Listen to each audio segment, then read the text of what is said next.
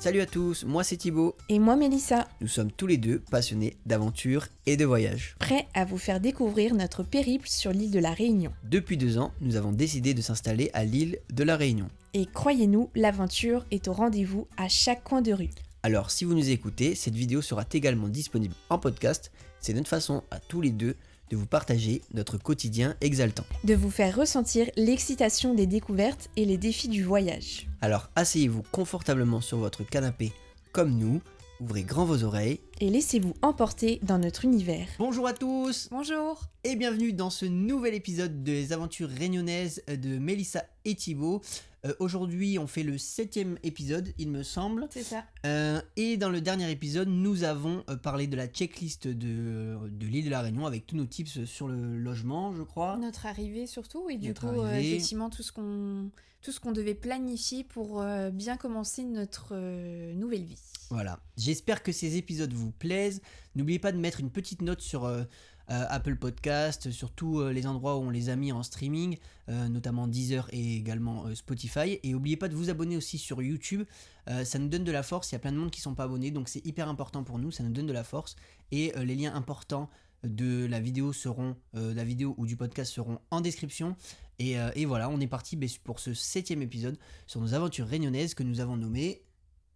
Les premières difficultés. Ok, Bon, pourquoi on l'a nommé comme ça du coup ? c'est un peu moins positif aujourd'hui parce que du coup c'était dans l'enchaînement de notre checklist Ouais. du dernier épisode où généralement quand on arrive il y a un petit temps d'adaptation et du coup on a connu quelques difficultés à la suite de notre checklist ou en lien avec notre checklist.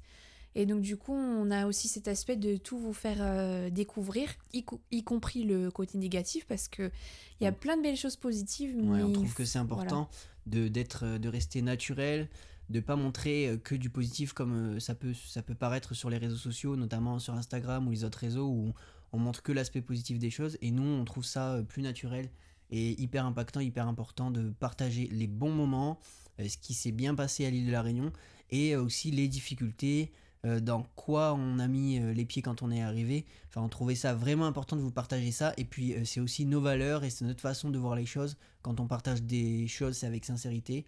Et c'est dans la plus grande, comment on peut dire transparence, ouais, voilà, dans la plus grande transparence. Pour qu'il y ait un côté plus réaliste de la chose, parce que comme chaque installation, il y a des belles choses, des choses un peu plus complexes, mais Ouais, on c'est s'y sûr. retrouve.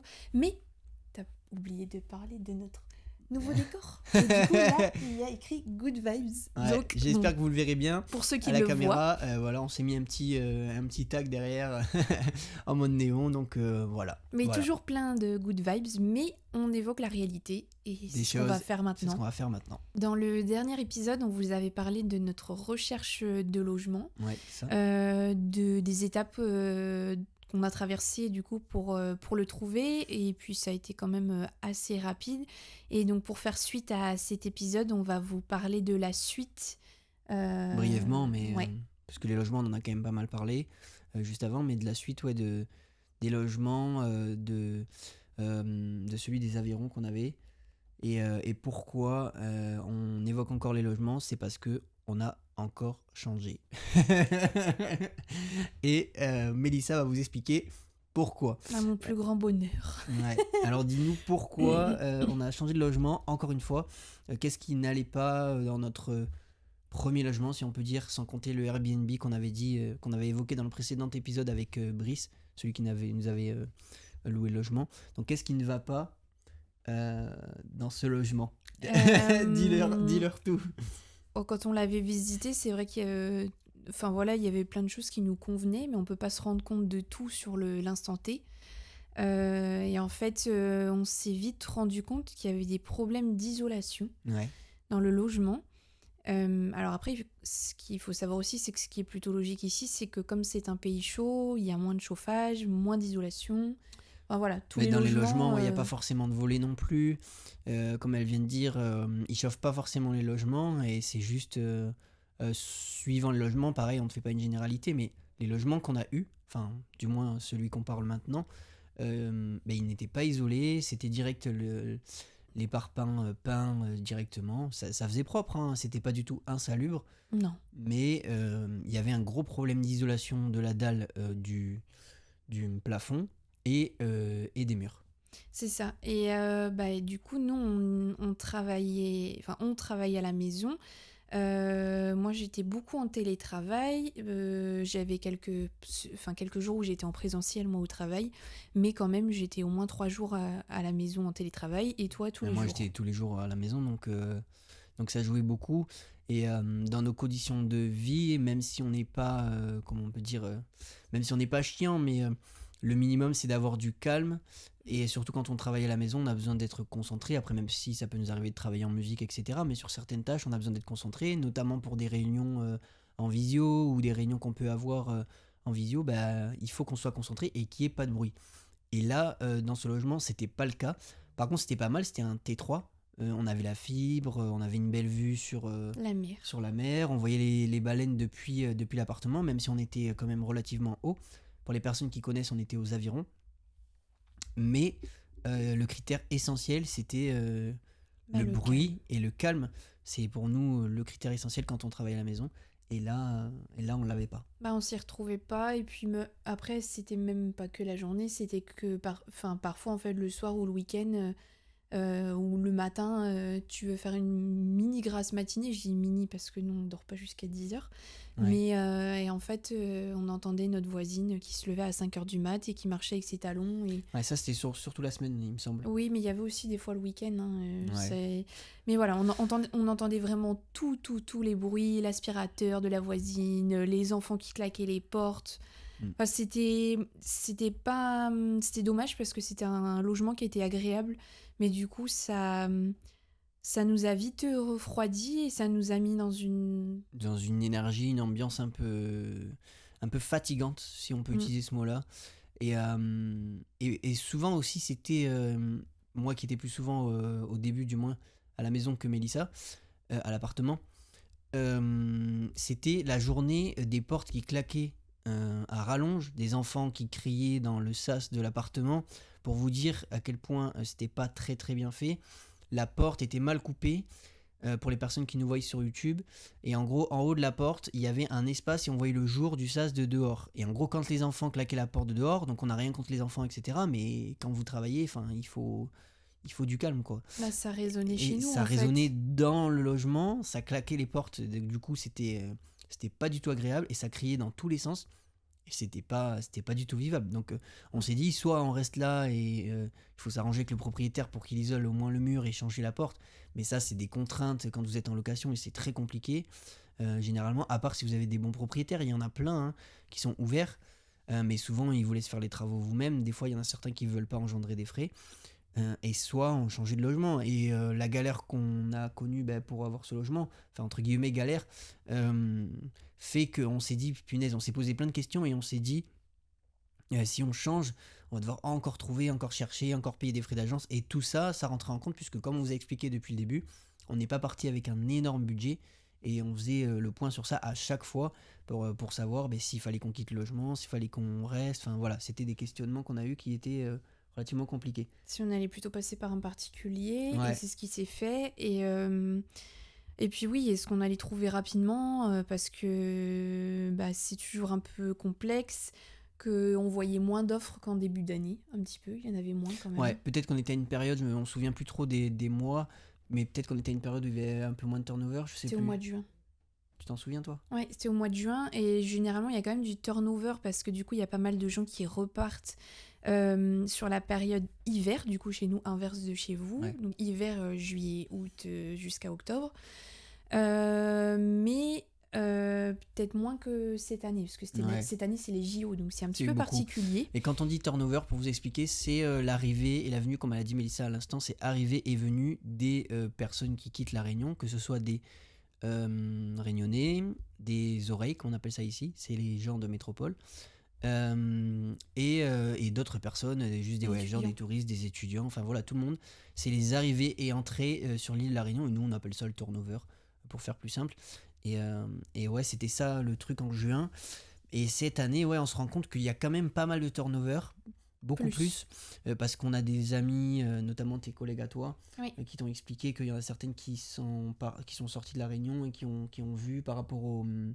là où je veux en venir, c'est par rapport Au au logement. coloc. Et au coloc, ouais. Oui, au coloc, au logement. Et là, il y a beaucoup plus d'annonces en ce moment qui sont disponibles avec des prix un peu plus corrects. Et oui, il y a beaucoup plus d'accessibilité et il y a beaucoup de gens qui rentrent vraiment pour les JO. Je sais pas s'ils reviennent après. Ouais. Mais en tout cas, là, il y a beaucoup de longs départs. Je sais pas si c'est lié que au JO ou au fait qu'il y a des gens qui bougent un peu plus cette Mes année. collègues, Mais... elles me parlaient que c'était vraiment les JO. Ouais. Tous les gens qui partaient là, qu'elles connaissaient, c'était que les Ouais. JO. Après, Mais je bon, pense qu'on voilà. peut pas faire des généralités, mais ouais, il devait y avoir une bonne partie sur des Ouais. JO et d'autres personnes qui s'en ont.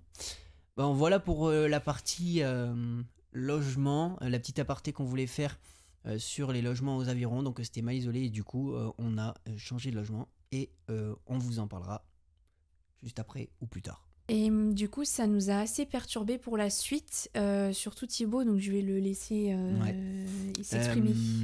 Du coup, pour expliquer toutes les perturbations qu'on a eues, c'est que... Météorologique. Ouais.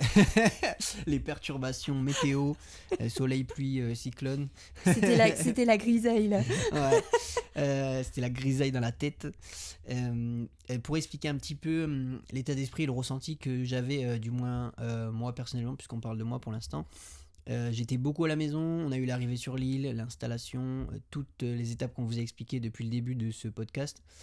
Et moi, j'ai eu ce sentiment de...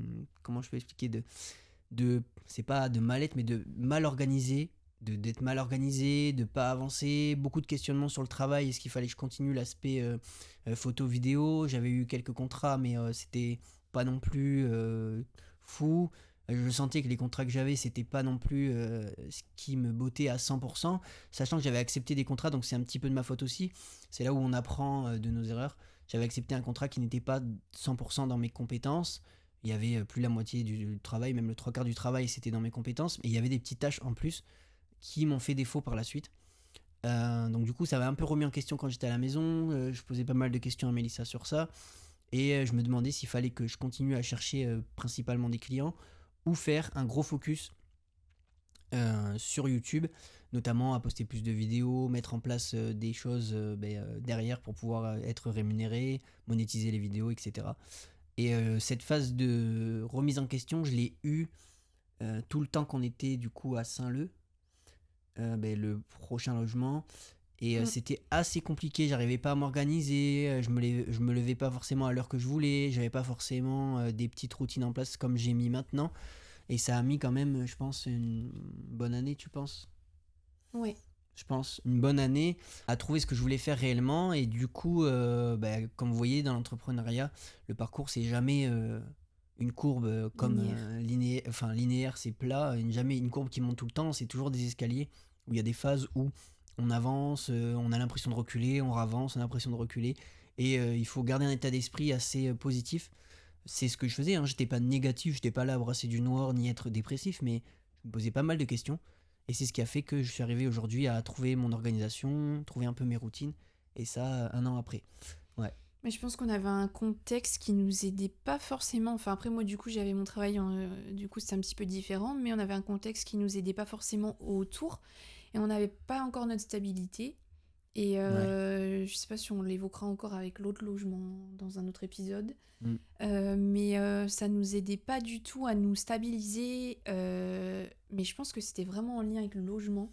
Ouais. Et comme on n'arrivait pas à se stabiliser, à trouver nos marques, à se sentir bien quelque part, ça nous a vachement impacté sur tout le... Ça nous a freiné ou le reste. ralenti, ouais. Voilà, et du coup, c'était difficile de travailler dans un endroit où on se sentait pas bien, parce que forcément, on y travaille tout le temps. De se sentir... on n'est pas matérialiste, mais de se sentir bien, d'avoir une belle déco, un beau bureau pour travailler, une bonne énergie, parce que moi, j'y accorde beaucoup d'importance à ça. Et on s'y retrouvait pas forcément. Et ça, plus toi, tout le questionnement, c'était pas évident. C'était un mélange, je pense, avec le logement, l'énergie du logement.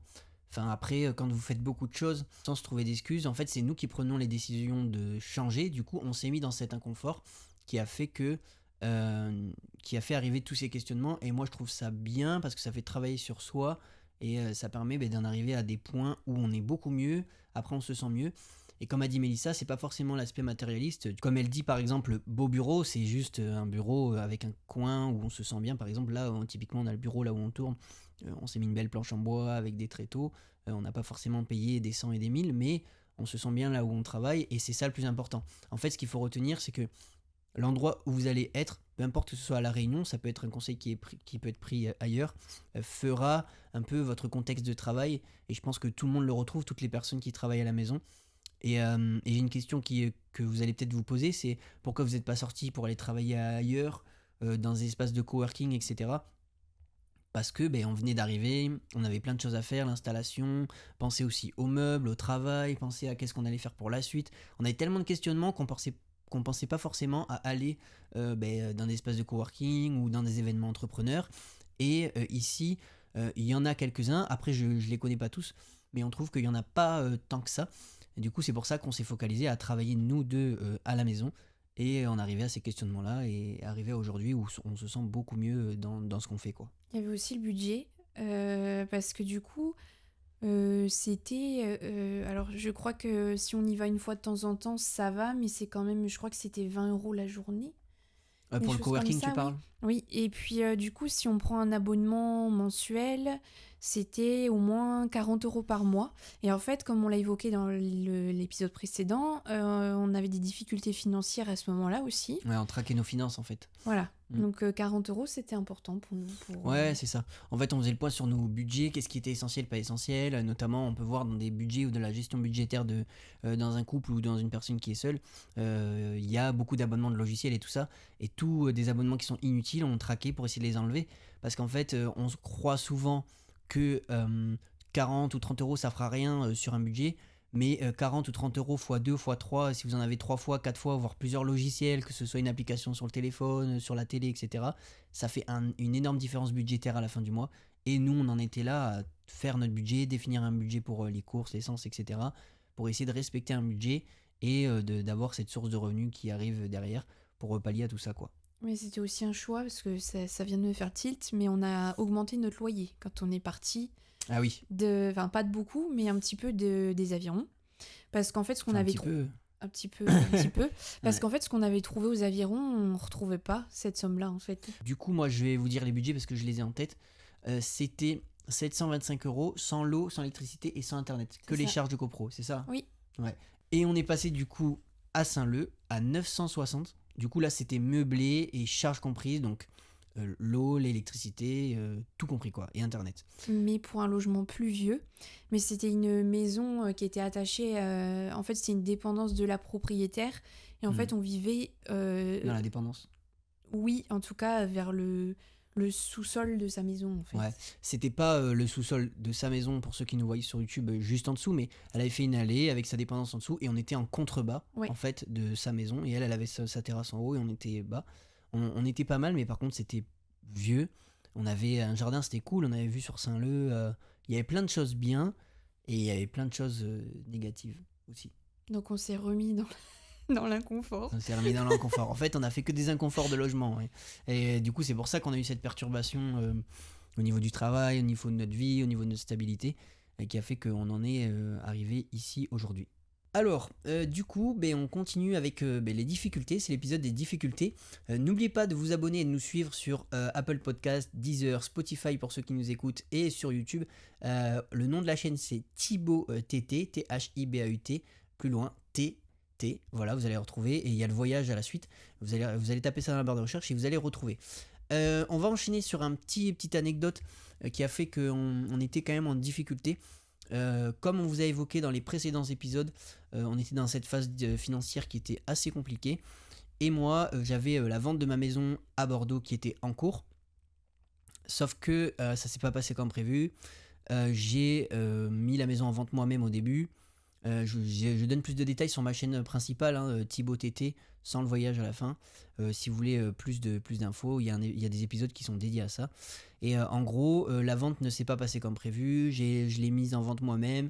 Les tarifs ne convenaient pas. Il y a eu un contexte économique qui était compliqué, qui est arrivé et qui est déjà installé en France sur l'immobilier. Et du coup, on était à La Réunion et la vente a traîné et ça a fait que j'ai pas pu avoir les sous de la maison à temps au moment où on avait besoin, où on avait des difficultés financières, quoi. Voilà, si je peux résumer sur la maison. C'est ça. Ouais. Bah, ça fait aussi. Bah, toi, ça, t'as perdu du temps avec les mails, à appeler, des Ouais. fois à envoyer des papiers. Voilà. Comme on a expliqué juste avant, donc moi j'étais dans une phase de réflexion, de savoir où est-ce que j'allais. Et ça s'est rajouté. Donc en plus de trouver le logement, de s'installer, de devoir travailler, sans se trouver d'excuses bien évidemment, ça s'est rajouté. Donc il y avait la phase de mail, à chaque fois on appelait, j'ai eu une histoire d'une offre qui était acceptée, une offre qui était refusée. Enfin voilà, si vous voulez toute l'histoire, j'ai fait une série de vidéos sur ma chaîne principale. Je vous mettrai le lien sous l'épisode de ce podcast et vous pourrez aller voir et j'explique tout ça sur ma chaîne principale. Voilà. Je pense que ça va faire un petit tips sur l'anecdote et pour confirmer un peu les galères qu'on a eues sur notre arrivée, notre installation, parce que du coup maintenant on est plus qu'arrivé, on est posé, Établi. établi à La Réunion. Et je vais laisser la parole à Mélissa qui va vous évoquer aussi une difficulté qui était très compliquée pour elle sur l'arrivée sur l'île. Et c'est pareil, ça a pesé dans nos installations, dans notre tête et dans les remises en question. Oui. J'avais déjà, avant de partir à La Réunion, j'avais perdu ma grand-mère, du coup, 2 mois avant de partir. Donc, bon, voilà, c'était déjà assez compliqué. Et puis là, donc c'était au mois de février, donc on venait tout juste d'arriver, hein, ça devait faire 4 mois. Ouais. Et du coup, j'ai perdu mon grand-père. Donc, ça a été un moment compliqué. J'ai eu beaucoup de culpabilité de pas, en fait, de pas pouvoir rentrer parce que concrètement, je ne pouvais pas. C'est pas que je ne voulais pas, mais je ne C'était les pouvais finances pas. en fait. Je Au ne niveau pouvais des pas. finances, c'était compliqué. Et elle était dans un sentiment où elle se disait est-ce que c'était de sa faute, est-ce que c'est pas de sa faute. Et moi j'étais là pour la rassurer, mais le sentiment était présent il est parti et elle était là et elle se disait mais je peux faire quoi en fait. Et elle pouvait pas rentrer par rapport aux finances.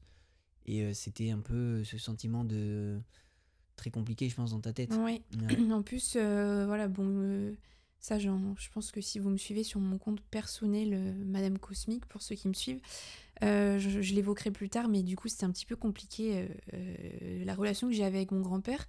Et du coup, c'est vrai que quand je suis partie, j'ai pas forcément eu le moment aussi pour aller le voir et voilà, parce que. Discuter.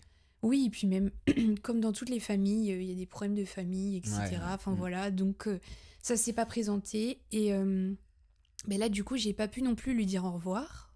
Donc il y a eu ce Et sentiment un peu de ouais, de c'était regret, on va dire.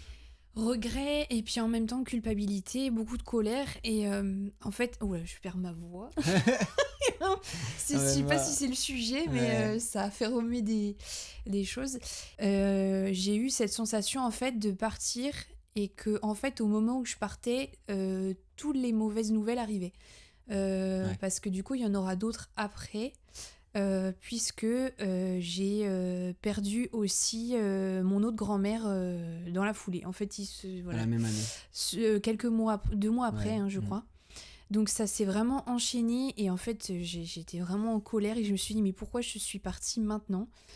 Pourquoi ça arrive maintenant. Ouais. Mais en fait ça sert à rien de se dire ça parce que même moi qui suis dans le développement personnel, etc., on sait très bien que les choses arrivent au moment où ça doit se passer. Mais sur le coup, quand ça arrive, on se dit mais pourquoi, voilà, pourquoi j'étais pas là-bas, pourquoi c'est pas arrivé au moment, enfin de toute façon on ne veut pas que ça arrive, mais pourquoi je n'étais pas là au moment où c'est arrivé. Ouais, c'était compliqué. Et du coup, c'est vrai que j'étais très en colère et sur le coup, je me demandais si j'avais pris la bonne décision de tout quitter.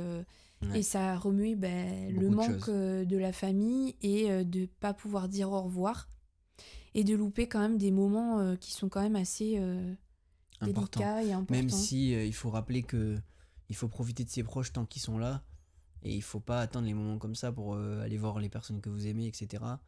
Mais ouais, ce manque-là, il était présent et c'était très compliqué. Ouais. On était dans une phase où c'était très compliqué et je pense qu'il y a que les personnes qui vivent la même chose qui pourront comprendre réellement le sentiment que tu avais ou les personnes qui ont déjà vécu ça.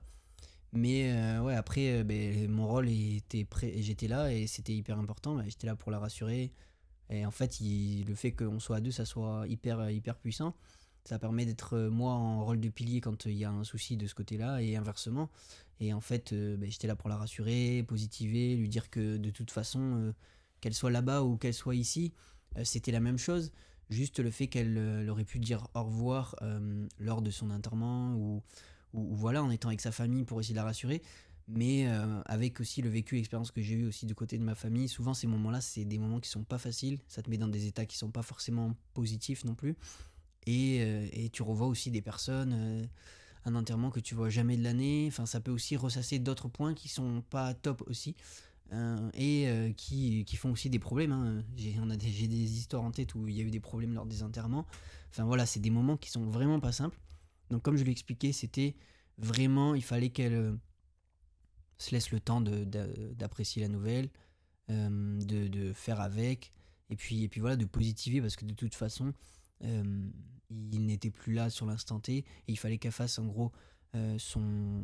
Comment je peux expliquer ton... Deuil. Mais Ouais, en fait, le deuil, j'aime pas ce mot deuil. c'est ce que je voulais dire, c'est que en fait, ça dépend des personnes parce que c'est vrai que toi, t'as du mal à aller aux enterrements, etc. Enfin, c'est compliqué. Oui, Mais en fait, pour moi et comme pour d'autres gens, je pense, il y a des gens qui ont besoin d'aller aux cérémonies, d'aller aux enterrements. Après, on fait ce qu'on y veut si on veut aller au funérarium, etc. Mais en tout cas, pour se préparer à faire son deuil et dire au revoir et voilà donc en fait ça dépend des gens, mais c'est vrai que pour moi c'était quelque chose ça d'important que j'ai pas pu faire, donc j'ai fait à la mère, mais voilà, tu penses à l'énergie de la personne, mais du coup c'est sûr. Voilà, c'est différent, et puis aussi de voir la personne une dernière fois malheureusement, mais voilà, après c'est propre à chacun, bien sûr. mais décidément ça me fait encore des émotions. Mais voilà, du coup, c'était une période difficile. Et puis après, les semaines d'après ont été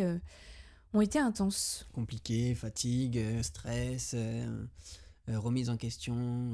Voilà. Il y a eu plein de... Ouais. Je fais pas un petit teasing, mais je aussi quand même. Je vous en parlerai dans le prochain épisode. Mais parce qu'en plus, juste après le décès, j'ai enchaîné avec un élément très important pour moi. Ouais, mais j'en dis pas plus. Rien. Voilà, et du coup ça va faire du remue-ménage justement avec son décès, donc voilà. Ouais, voilà, donc vous verrez tout ça dans le prochain épisode. Si vous voulez écouter la suite, il faudra vous tenir, ne pas louper, restez connectés. Et du coup le prochain épisode, ça sera toutes nos premières réussites, donc voilà, beaucoup donc plus positif, même si là on garde le sourire quand même, hein. Ouais, c'est ça, de toute façon dans la vie ou dans le parcours de vie que chacun peut avoir, il y aura toujours des phases négatif, j'aime pas ce mot, je supprime de mon langage le mot négatif. Ouais, mais des fois, c'est comme ça. Oui, après je sais pas si ça s'appelle ça du négatif, moi j'appelle ça plutôt des expériences, si je peux dire. Oui. Des expériences dans la vie qui vont faire que vous allez avancer, apprendre de vos erreurs et continuer. Et des expériences ultra positives qui vous permettront d'atteindre votre réussite en fonction de votre définition de la réussite, d'atteindre le fait d'être, je sais pas, encore plus heureux, là où vous avez envie d'être dans votre vie. Et c'est le sujet du prochain épisode. Mais le négatif te permet de devenir une meilleure version de toi-même. Ouais, donc c'est sûr. C'est bien aussi. Donc c'est important, c'est clair. Donc n'oubliez pas de vous abonner, de liker, partager pour les personnes qui sont sur YouTube et les personnes qui nous écoutent en podcast. N'oubliez pas de nous suivre, c'est hyper important, et surtout de donner une note aux épisodes, que ce soit sur Apple Podcast, Spotify ou Deezer. Mettez une note, c'est hyper important pour nous, pour référencer les épisodes et surtout pour que le plus grand nombre de personnes nous écoute et qu'on partage notre expérience. Donc si ça peut aider du monde, c'est vraiment ce qu'on attend. Aider du monde, faire peut-être donner envie aux gens de partir, voyager, ou justement juste nous écouter et leur faire des petites remises en question, ou voilà, qui peuvent vous aider en fonction du sujet qu'on aborde dans tous ces épisodes. Voilà, est-ce que tu as quelque chose à rajouter pour leur dire au revoir dans ce dernier épisode? Bah non, mais écoutez, j'espère que ça vous a plu, même si c'était un aspect différent. Mais voilà, comme on a dit, on évoque tout, on est sincère et réaliste. Et puis, il faut toujours commencer par le négatif et ensuite aller vers le positif. Ouais, donc c'est ce qu'on fera la prochaine fois. On vous amènera pour le prochain épisode. Ok, bon, on vous dit à plus pour un prochain épisode. À la prochaine et bye. Bye. Ciao.